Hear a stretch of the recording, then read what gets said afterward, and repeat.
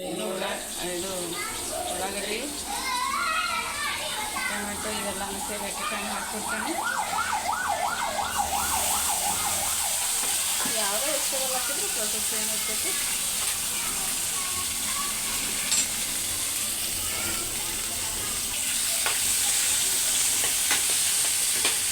ನನಗಂತೂ ವೆಜಿಟೇಬಲ್ ಸಾಂಬಾರು ಇಷ್ಟ, ಬರೀ ಪ್ಲೇನ್ ದಾಲ್ ಬಿಟ್ಟು.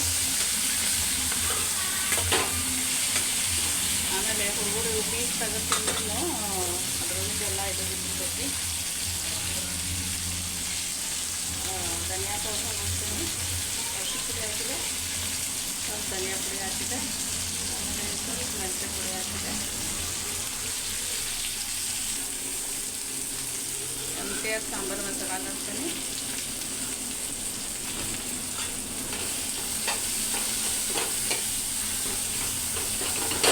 ಆ್ಯಕ್ಚುಲಿ ಮುಂಚೂಳಿ ಹಾಕಿದ್ದು ಚಲೋ ಆಗ್ತೈತಿ. ದಾಲಿಗೆ ಸ್ವಲ್ಪ ಹಳ್ಳು ಹಾಕ್ತೀನಿ, ಸ್ವಲ್ಪ ಮಸಾಲೆ ಖಾರ ಹಾಕ್ತೀನಿ.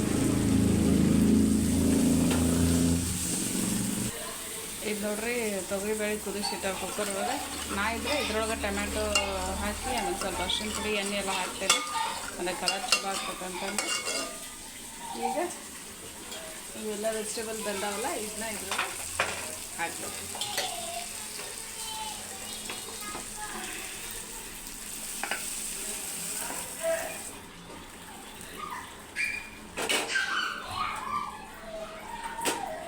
ಒಂದು ಸೀಟಿ ಹೊಡಿಸಿದ್ರೆ ಸಾಕು.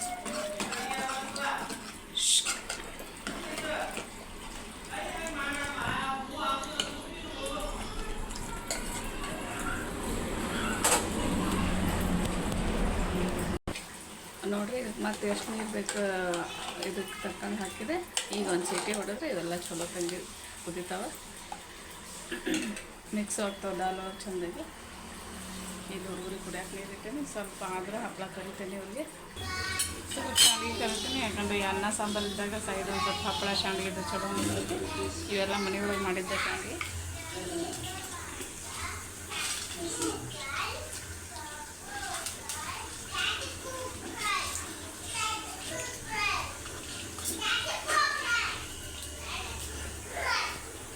ಕುಕ್ಕರ್ ಸೀಟಿ ಆಗೈತಿ, ಆರ್ಸೇನೆ ಸ್ವಲ್ಪ ಪ್ರೆಷರ್ ಹೋಗಕ್ಕೆ ವೇಟ್ ಮಾಡತ್ತೇನೆ.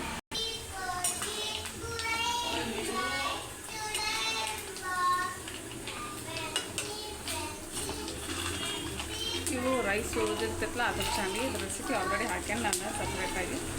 ಎಲ್ಲ ಶಾಂಡ್ಗಿದು ಹಾಕೇನೆ. ಇವು ರಾಗಿ ಅದಾವು, ಸಾಬುದಾನಿ ಅದಾವು, ಎಲ್ಲ ಮಿಕ್ಸ್ ಕರಿತೇನೆ ಸ್ವಲ್ಪ ಸ್ವಲ್ಪ.